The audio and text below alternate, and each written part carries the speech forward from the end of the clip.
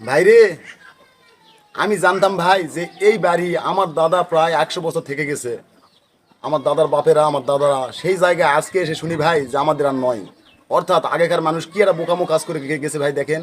অর্থাৎ আমার দাদার যেগুলা জায়গা, সেখানে দিয়ে এই জায়গায় রিয়াজ বদল করছিল, সেই জায়গায় আজকে এসে বলে যে আমাদের আর নয়।